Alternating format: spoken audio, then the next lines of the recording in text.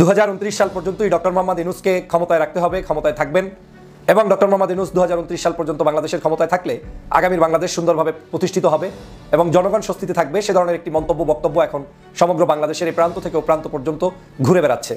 ঈদের ছুটিতে ফাঁকা ঢাকায় আওয়ামী লীগ কোনো নাশকতা করতে পারে কিনা কিংবা কোনো বিশৃঙ্খলা সৃষ্টি করতে পারে কিনা এ বিষয়ে গুরুত্বপূর্ণ কিছু ইঙ্গিত পাওয়া গেছে, যেটা জরুরি খবর। দর্শক, জামাত ইসলামী এ বিষয়ে আনুষ্ঠানিক বিবৃতি দিয়েছে অনেকটা, বা বিবৃতির মধ্যে এই বিষয়টা খুব গুরুত্বের সাথে উল্লেখ করেছে। অন দি আদার হ্যান্ড, স্বরাষ্ট্র উপদেষ্টা এই বিষয়ে কথা বলেছে।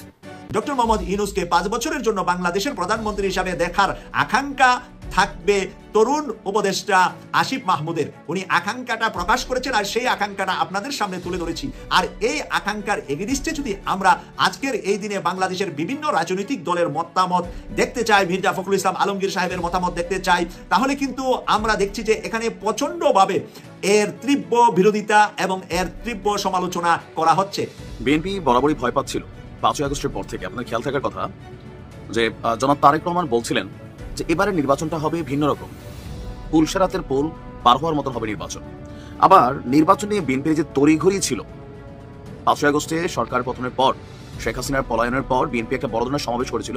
প্রিয় দর্শক শ্রোতা, ঈদের আগের দিন গরম একটা খবর নিয়ে আপনাদের সম্মুখে হাজির হয়েছে। প্রিয় দর্শক, এতদিন শোনা যাচ্ছিল ডক্টর মোহাম্মদ ইউনূস সাহেবকে সার্জিস আলম 5 বছরের মেয়াদ হিসাবে প্রধানমন্ত্রী হিসাবে দেখতে চায়। শুধু সার্জিস আলম, সমন্বয়ক সার্জিস আলমই নয়, এখন অনেকেই কিন্তু এটা বলাবলি শুরু করেছে। আর আপনারা প্রিয় দর্শক সকলে ভালো করে জানেন, গত 16 বছর বাংলাদেশের ক্ষমতার চেয়ারে বসেছিল আওয়ামী লীগ। আর এখন যদি এরকম বায়না ওঠে যে ডক্টর ইউনূসকেই 5 বছর ক্ষমতায় রাখতে হবে বা রাখা লাগবে বা হয়ে যাবে, তাহলে বলেন তো অন্যান্য দলের পরিস্থিতি কি হবে? কারণ বিএনপি কিন্তু সকাল বিকাল জিকির করার মতো জপছে নির্বাচন দিন, নির্বাচন দিন, নির্বাচন দিন। আর এখন যদি তারা এই কথাটা শোনে যে ডক্টর ইউনূসকেই আগামী 5 বছর বা 2029 সাল পর্যন্ত প্রধানমন্ত্রী হিসাবে দেখতে চাই বা প্রধানমন্ত্রী হতে চলেছে, তাহলে বলেন তো বিএনপিদের মাথা কি ঠিক থাকবে? কোনো সময় থাকবে না। বা জামাত ইসলাম যারা এতকাল নির্যাতিত হয়েছে বিগত সরকারের কাছে, তারাও তো নির্বাচনের প্রস্তুতি নিচ্ছে, তাহলে তারাও কি ঠিক থাকবে? আসলে কি হতে যাচ্ছে? ডক্টর ইউনূসের কি আসলে কপাল খুলে গেল, নাকি নির্বাচন আগামীতে হবে? তো কি হতে চলেছে, কি দেখবেন, সব কিছু জানতে পারবেন আজকে এই ভিডিওর মাধ্যমে। তো সবাইকে বলবো, ভিডিওর শুরুতে অনেকগুলো ভিডিওর অংশ বিশেষ দেখছেন, দেখেই বুঝতে পেরেছেন আজকের এই ভিডিওটি কতটুকু গুরুত্বপূর্ণ হলে চলেছে। তো চলুন তাহলে কথা না বলে একটা লাইক দিয়ে সবগুলো ভিডিওর আলোচনাগুলো শুনে আসি। 2029 সাল পর্যন্তই ডক্টর মোহাম্মদ ইউনূসকে ক্ষমতায় রাখতে হবে, ক্ষমতায় থাকবেন এবং ডক্টর মোহাম্মদ ইউনূস 2029 সাল পর্যন্ত বাংলাদেশের ক্ষমতায় থাকলে আগামীর বাংলাদেশ সুন্দরভাবে প্রতিষ্ঠিত হবে এবং জনগণ স্বস্তিতে থাকবে। সে ধরনের একটি বক্তব্য এখন সমগ্র বাংলাদেশের এই প্রান্ত থেকে ও প্রান্ত পর্যন্ত ঘুরে বেড়াচ্ছে। দেশে বিদেশে বিভিন্ন বুদ্ধিজীবীরা ডক্টর মোহাম্মদ ইউনূসকে 2029 সাল পর্যন্ত রাখার পক্ষে মতামত দেওয়ার পিছনে কেউ কয়েকটি গুরুত্বপূর্ণ কারণ মনে করেন। তার মধ্যে অন্যতম হচ্ছে, ইউনূস সাহেব থাকলে আওয়ামী লীগের আমলে সকল দুর্নীতি হওয়া, যে সকল টাকা পয়সা লোপাট হয়েছে, বাংলাদেশটা যেভাবে ধ্বংস হয়ে গিয়েছে, সেই ভঙ্গুর দশা থেকে বাংলাদেশকে তিনি খাদের কিনার থেকে উত্তোলন করতে পারবেন। দেশে বর্তমানে ডক্টর মোহাম্মদ ইউনূস সাহেব যে পারফরমেন্স দেখিয়েছে, বিশেষ করে লাস্ট 2-3 মাসে, সে কারণে আমাদের দেশের অর্থনীতি, ব্যবসায়িক মহলের ব্যবসা বাণিজ্য সবকিছু এখন কিন্তু বৃদ্ধি পাচ্ছে। এবং এটা স্বীকার করতে হবে যে ডক্টর মোহাম্মদ ইউনূস থাকার কারণেই গত প্রায় 8 মাসে 170টার অধিক আন্দোলন হওয়ার পরেও ডক্টর মোহাম্মদ ইউনূসকে এক চুল পরিমাণ ক্ষমতা থেকে কেউ নামাতে পারে নাই। গুজব হয়েছে শতে শতে, রাত ভর তার বিরুদ্ধে গুজব রটিয়ে সকাল সন্ধ্যা তাকে বাংলাদেশ থেকে বিদায় দেওয়ার চক্রান্ত হয়েছে। কোনো কিছুতেই ইউনূস সাহেবকে টলারেন্স করতে পারেনি, তাকে বিদায় দিতে পারেনি, তার উপরে কেউ কোনো ধরনের ষড়যন্ত্র করে সফল হতে পারেনি। যে কারণে ডক্টর মোহাম্মদ ইউনূসকে নিয়ে অনেকেরই এখন আশার সঞ্চালন শুরু হয়েছে যে ইউনূস সাহেবই তাহলে পারবে বাংলাদেশকে যে কোনো মূল্যে সঠিক পথে পরিচালিত করতে এবং দেশকে ভালো জায়গায় নিয়ে দিতে। আপনারা জানেন, সাম্প্রতিক সময় ডক্টর মোহাম্মদ ইউনূস তিনি সফর করেছেন চায়নাতে। চায়না সফরের কয়েকটি উল্লেখযোগ্য দিক হচ্ছে, ব্যবসা বাণিজ্যের অবারিত সুযোগ এখন চায়নার সাথে বাংলাদেশে শুরু হবে। চায়নার প্রতিষ্ঠিত সকল ব্যবসায়ীরা ডক্টর মোহাম্মদ ইউনূসের কাছ থেকেই বাংলাদেশকে বিনির্মাণের জন্য তারা পথ চাচ্ছে, জ্ঞান চাচ্ছে এবং তারা তার কাছ থেকে সহযোগিতা চাচ্ছে। অন্যদিকে আমরা ভারত নির্ভর একটি চিকিৎসা সেবা এই দেশে প্রচলিত ছিল, সেই ভারতের ভিসা বন্ধ হওয়ার পরে এখন বাংলাদেশের জনগণকে চায়না ভালোভাবে সেবা দেওয়ার জন্য চায়নার যে জনগণ, সেই জনগণের সেম মূল্যে বাংলাদেশের পেশেন্টদেরকে চিকিৎসা দিতে তারা আগ্রহী পোষণ করেছেন এবং তারা আগ্রহ ব্যক্ত করেছেন। পাশাপাশি তারা বাংলাদেশে বিশ্বমানের হসপিটাল বিনির্মাণের জন্য চেষ্টা করবেন, যেই হসপিটাল বিনির্মাণ হলে আমাদের দেশের নাগরিকদেরকে আর বাইরে কোথাও চিকিৎসার জন্য সেরকম যেতে হবে না। এক বাক্যে ডক্টর মোহাম্মদ ইউনূস লাস্ট 3-4 মান্থে এমন কিছু চমক দেখাচ্ছেন যেটা আসলেই বাংলাদেশের প্রশংসার যোগ্য। বিশেষ করে অর্থনৈতিক কাঠামো এখন দাঁড়িয়ে যাচ্ছে, রেমিটেন্স যোদ্ধাদের টাকা বৃদ্ধি পাচ্ছে, বাংলাদেশের বিভিন্ন ধরনের টাকা পয়সা যারা লোপাট করেছে হাসিনার আমলে সেই টাকাগুলো বাংলাদেশে ফেরত আনা হচ্ছে। ঈদ মার্কেটকে কেন্দ্র করে আমরা যারা বিদেশে নির্ভর ছিলাম, ভারতের কাছে গিয়ে পণ্য ক্রয় করতাম, আজকের আমার দেশের পণ্য আমরা ক্রয় করছি কিংবা বিদেশি পণ্য এই দেশে বসে ক্রয় করছি। আমার দেশেই আমরা গত কয়েকদিনে মাত্র 3000 কোটি টাকার বিজনেস করেছি, যেটা ভারত পেত আমরা তাদেরকে দেইনি, আবার বাংলাদেশের মানুষ এখন সেটা পেয়েছে। এভাবে করে অর্থনৈতিক জায়গাটা ডক্টর মোহাম্মদ ইউনূস সাহেব সাজিয়ে ফেলেছেন, কোনো সন্দেহ নাই তার বিকল্প আমাদের এই মুহূর্তে হাতে নেই। কিন্তু দুটো জিনিস আপনাকে লক্ষ্য রাখতে হবে, এই পজিটিভ দিকগুলোর পাশাপাশি নেগেটিভ কয়েকটি সাইন্স আপনার সামনে ইতিমধ্যেই হাজির হয়ে গিয়েছে। কি সেটা হচ্ছে ডক্টর মোহাম্মদ ইউনূস সাহেবকে যেহেতু আওয়ামী লীগ এবং পার্শ্ববর্তী দেশ ভারত ষড়যন্ত্র করেও সরাতে ব্যর্থ হয়েছে, এখন তারা প্ল্যান বি, প্ল্যান সি এগুলো নিয়ে মাঠে নামতে চায়। প্ল্যান বির অংশ হিসেবে কাউকে এমনভাবে কিছু শিখিয়ে দিয়ে বলা হচ্ছে যে ডক্টর মোহাম্মদ ইউনূস সাহেবকে যদি আগামী 5 বছর ক্ষমতায় রাখা যায় তাহলে বাংলাদেশের সুন্দরতম দেশটা পরিচালিত হবে।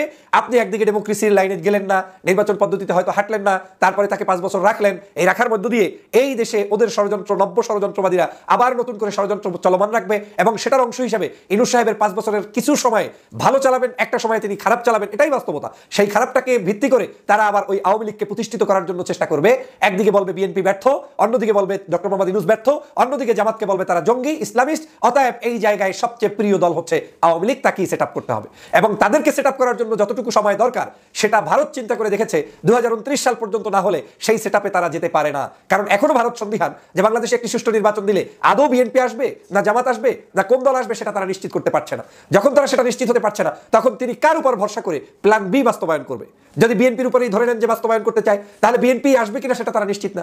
যদি জামাতকে অন্যভাবে কোনোভাবে জঙ্গি সাজাতে চায় সেটাও ইমিডিয়েটলি তারা সাজাতে পারছে না, কারণ জামাতের উপরে ইউরোপীয় ইউনিয়ন সহ আমেরিকা সহ অন্যান্য সকল মিডল ইস্ট সহ সবাই প্লিস্ট। তারা এখন এই জামাতকে জঙ্গি সংগঠন মনে করে না। গত 16 বছর তাদের উপরে যে তকমা লাগানো হয়েছে সেই তকমা কোনোভাবেই তারা বিশ্বাস করে না।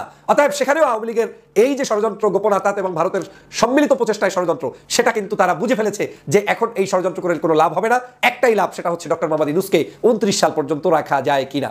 এখন এখানে আরেকটি ষড়যন্ত্র আছে, সেটা হচ্ছে 29 সাল পর্যন্ত যদি ডক্টর মোহাম্মদ ইউনূস সাহেব থাকতে পারেন তাহলে বাংলাদেশে বেশ কিছু রাজনৈতিক দলের উত্থান হবে এবং বাংলাদেশে আবার বেশ কিছু জায়গায় পুরাতন রাজনৈতিক দলগুলোকে বিলীন করারও চেষ্টা চালানো হবে। তো সব সমীকরণ মিলে এমন একটা পরিস্থিতি তৈরি করা হবে যে পরিস্থিতির কারণে ডক্টর মোহাম্মদ ইউনূসের এই টাইমটা পার্শ্ববর্তী দেশের জন্য ব্যবহার করা সহজ সাধ্য হয়ে যায়। তার মানে কি আমরা এত বড় একজন বিশিষ্ট ব্যক্তি ডক্টর মোহাম্মদ ইউনূস সাহেব দীর্ঘদিন ক্ষমতায় থাকতে চাইলেও তাকে আমরা গ্রহণ করবো না? আমি মনে করি অবশ্যই তাকে গ্রহণ করবো, কিন্তু আপনাকে ষড়যন্ত্রের ফাঁদ বুঝে তারপরে গ্রহণ করতে হবে।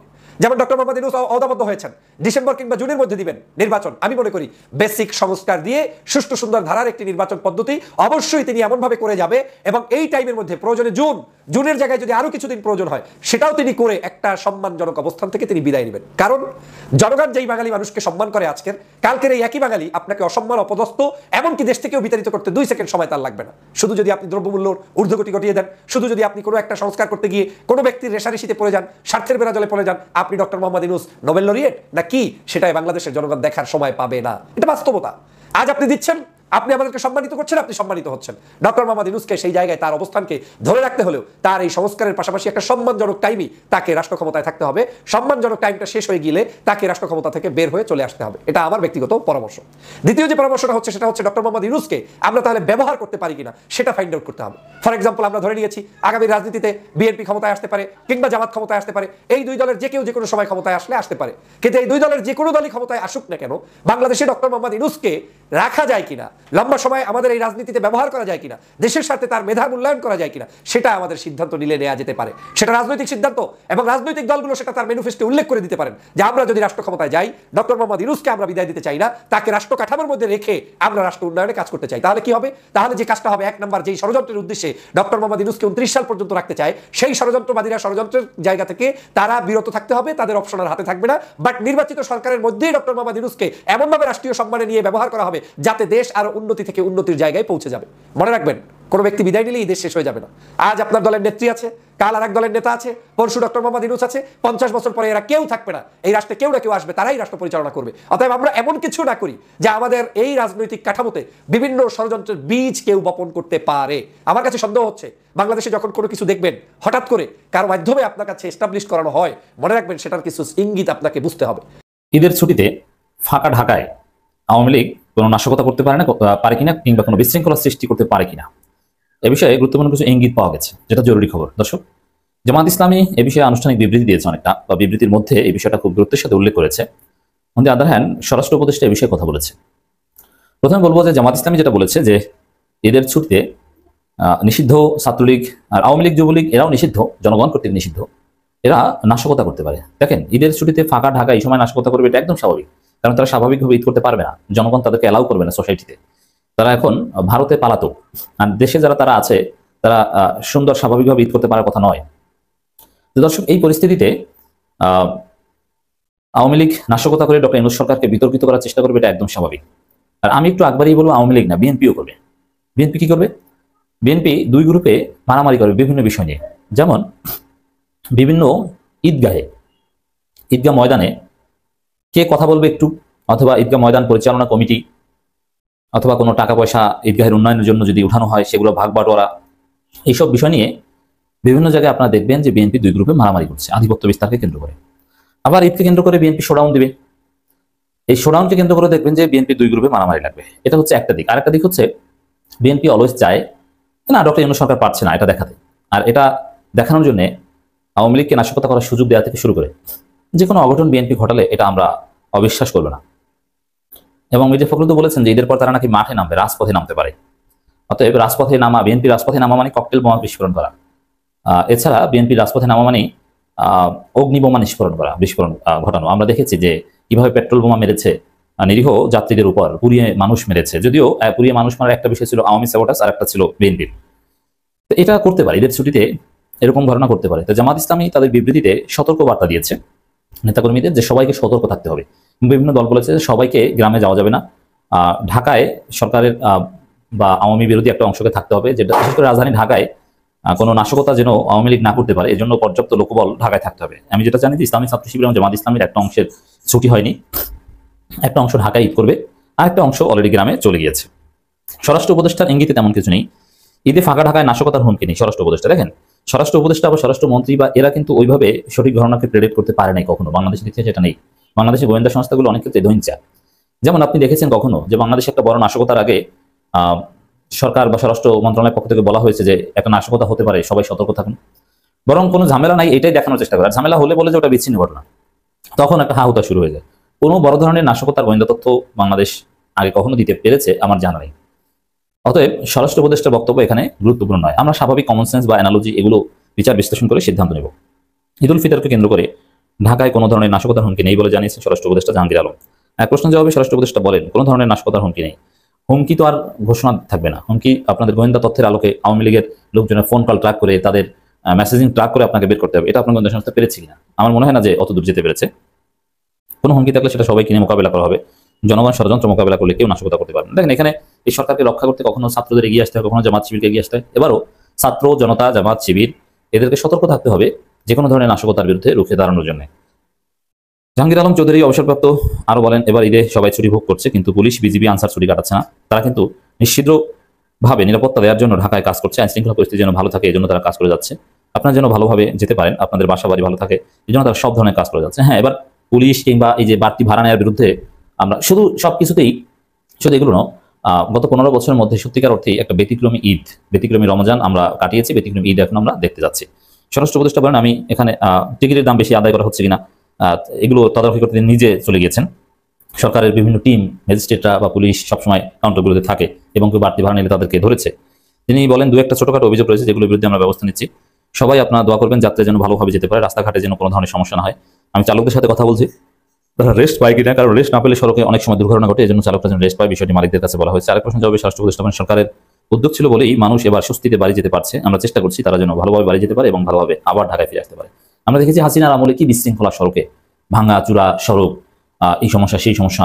কিন্তু এবছর সমস্যা নেই সেটা বলবো না, তবে অতীতের যে কোনো সময়ের চেয়ে সমস্যা কম। ঈদের ছুটিতে সম্ভাব্য নাশকতা হতে পারে, এটা ধরে নিয়ে আমাদের সতর্ক থাকতে হবে। বিএনপি বরাবরই ভয় পাচ্ছিল 5ই আগস্টের পর থেকে। আপনার খেয়াল থাকার কথা যে জনাব তারেক রহমান বলছিলেন যে এবারে নির্বাচনটা হবে ভিন্ন রকম, পুলসেরাতের পোল পার হওয়ার মতন হবে নির্বাচন। আবার নির্বাচন নিয়ে বিএনপির যে তড়িঘড়ি ছিল, 5ই আগস্টে সরকার পতনের পর, শেখ হাসিনার পলায়নের পর বিএনপি একটা বড় ধরনের সমাবেশ করেছিল, যেখানে আমরা দেখেছিলাম যে 3 মাসের মধ্যে তারা নির্বাচন দাবি করেছিল। তো তখন আমি সহ সারা বাংলাদেশের মানুষ আমরা ব্যাপক সমালোচনা করেছিলাম যে এটা কেমন কথা রে ভাই, এত তাড়াতাড়ি নির্বাচন কেন, একটা সরকার মাত্র বসছে, একটু সময় নিতে হবে, পরিস্থিতিকে শান্ত করতে হবে। কিন্তু দীর্ঘদিন যাবৎ বিএনপির নেতারা যে কথাগুলো বলছিলেন, এই কথাগুলোর বিপরীতে গতকালকে হঠাৎ করে সার্জিস আলম তিনি যে স্টেটাস দিয়েছেন, পিনাকিদা তিনি যে বক্তব্য দিয়েছেন, দুইটাকে একযোগ করলে আগামী একটা সমীকরণ আমাদের পাশাপাশি বিএনপি নেতারা আরো বেশি দেখতে পাচ্ছেন, এমনকি তারা ভয়ও পাচ্ছেন যে আগামী 3 থেকে 4 বছর এই দেশে আদৌ কি ইলেকশন হবে কিনা। এখন নির্বাচন এবং ক্ষমতা নিয়ে ডক্টর মোহাম্মদ ইউনূস কিন্তু বেশ কয়েকবার বক্তব্য দিয়েছেন। যে ওনার রাজনীতিতে আসার ইচ্ছা নেই, ইভেন তিনি কখনো রাজনীতি করবেন না, তিনি যে দায়িত্ব জনগণ দিয়েছে তাকে তিনি সেটা শেষ করে তিনি তার পুরনো যে কর্মস্থল সেখানে ফিরে যাবেন। কিন্তু হুট করে ডক্টর ইউনূস চীনে থাকা অবস্থায় সার্জিসের স্টেটাসটাকে ঘিরে রহস্যের দানা বাঁধতে শুরু করেছে। কেউ কেউ বলছেন যে সার্জিস আলম ডক্টর ইউনূসের সামনে একটা টোপ ফেলছেন, আবার হতে পারে এটা প্রি প্ল্যান্ড, যে বিষয়টা নিয়ে কাউকে সামনে আসতে হবে। এখন সেই দায়িত্বটাকে পিনাকিদা সার্জিস পালন করছে। অনেকে মনে করছে যে সার্জিস আলম যদি এটা নিজ থেকে করে থাকে তাহলে এটা সে এনসিপির জন্য করছে, যে ডক্টর ইউনূসের সামনে ক্ষমতাকে একটা টোপ হিসাবে নাড়াচাড়া করা হচ্ছে, যে ডক্টর মোহাম্মদ ইউনূস যেন ভাবে যে ইয়াস সার্জিস একটা পোস্ট দিছে, লক্ষ লক্ষ মানুষ সেখানে কমেন্ট করছে, পিনাকিদা একটা ভিডিও বানাইছেন, লক্ষ লক্ষ মানুষ সেটাকে দেখছে, একটা জনমত গেল 2 দিনে মোটামুটি একটা জনমত কিন্তু গড়ে উঠছে, হোক এটা 5% 10%, যে মানুষ মনে করছে যে ডক্টর মোহাম্মদ ইউনূস তিনি আগামী দিনে রাষ্ট্র ক্ষমতায় প্রেসিডেন্ট পদে থাকেন অথবা প্রধানমন্ত্রী পদে থাকতে পারেন। আবার অনেকে বলছেন তিনি তো ভাই রাজনীতি করবেন না, তাহলে কিভাবে প্রধানমন্ত্রী হবেন? এটারও সিস্টেম আছে। যে ধরেন এনসিপি নির্বাচনে আসবে, এনসিপি যদি মোটামুটি একটা বিজয়ী লেভেলে চলে যায়, তখন ডক্টর মোহাম্মদ ইউনূসকে উপনির্বাচনে তারা পাশ করে আয় না, তারা একটা ধরেন জায়গায় বসাই দিবে যে স্টেটমেন্ট বা প্রধানমন্ত্রী হিসাবে তিনি তার অবস্থান গ্রহণ করতে পারেন। এখন অনেকের বক্তব্য যে ডক্টর মোহাম্মদ ইউনূসের মাথায় যেটা নাই সেইটি ঢুকানোর চেষ্টা করছে সার্জিস এবং পিনাকিদা। এখন আসলে ওনার মাথায় কি আছে এটাকে আমাদের বোঝার সুযোগ আছে না, এটাও কিন্তু বোঝার সুযোগ নেই। তবে আওয়ামী লীগ সরকারের সময় শেখ হাসিনা বারবার বলতো যে ডক্টর মোহাম্মদ ইউনূস তিনি ক্ষমতা দখল করতে চান, তখন বিষয়গুলো হাস্যকর মনে হইতো। বাট শেখ হাসিনার সেই বক্তব্যটা এখন বিএনপির কাছে একদম কিন্তু অকাট্য দলিলের মতনই সত্য মনে হচ্ছে। কেন মনে হচ্ছে? যার বিয়া তার খবর নাই, পাড়াপড়শির ঘুম নাই। ডক্টর মোহাম্মদ ইউনূসের মুখ থেকে আমরা এই ধরনের কোনো বক্তব্য শুনি নাই বা ইন্টেনশনটাও বুঝি নাই, কিন্তু যখন ওনার নিয়োগকর্তারা মানে সার্জিস আলমরা তো ওনার নিয়োগকর্তা, তারা যখন কোনো কথা বলে আমরা দেখেছি টুডে টুমরো এটা নিয়ে একটা ভাইব ক্রিয়েট করা হয়, তবে অনেক ভাইব বাতাসে উড়ে যায়, অনেকগুলা বাস্তবে পরিণত হয়। ওনার অন্তরে যদি এটার ইচ্ছা নাও থাকে তাহলে সার্জিস আলমের এই স্টেটাস অথবা পিনাকিদার এই পরামর্শে হয়তো উনি দোদল্যমান অবস্থায় আসতেও পারেন, নাও আসতে পারেন, যে নানান বিতর্ক তৈরি হবে এটা নিয়ে। ইভেন বিএনপির জীবনও এটা মানবে না। এখন পিনাকিদা যে পরামর্শ দিচ্ছেন তারেক রহমানের উপপ্রধান, এটাও বিএনপি খাবে না, আমার ধারণা খাবে না। যদি এমন হয় আর কি যে পরিস্থিতি একবার আউট অফ কন্ট্রোল গেছে তখন তো খাইতে পারে, বাট সর্বোচ্চ চেষ্টা করবে যেটা না খায়। মানে আসলে কে কাকে নিয়ে খেলছেন এটা বোঝা অনেকটা কষ্টকর হয়ে যাচ্ছে। দেখা যাক, নির্বাচন রাজনীতি, এখানে শেষ কথা বলতে কিছু নেই। তো প্রিয় দর্শক শ্রোতা, আশা করি সবগুলো ভিডিও দেখেছেন এবং সকল বিশ্লেষকের আলোচনাগুলো আপনারা শুনেছেন। তো অবশ্যই এবার আপনাদের মূল্যবান মতামতটা জানিয়ে দিন, আর হ্যাঁ পারলে ভিডিওটি শেয়ার করে সবারই দেখার সুযোগ করে দিন। আর আমাদের এই channel Nasir Islamic media centre যদি আপনারা নতুন হন, প্রতিনিয়ত এই ধরনের সকল প্রকার নিত্য নতুন আপডেট খবরগুলো পেতে আমাদের এই চ্যানেলটি সাবস্ক্রাইব করে আমাদের সাথে থাকুন। ইতিমধ্যে যারা অলরেডি সাবস্ক্রাইব করেছেন সবাইকে অসংখ্য ধন্যবাদ জানিয়ে ভিডিওটি এখানে শেষ করছি। সে পর্যন্ত সবাই ভালো থাকবেন, সুস্থ থাকবেন। আল্লাহ হাফেজ।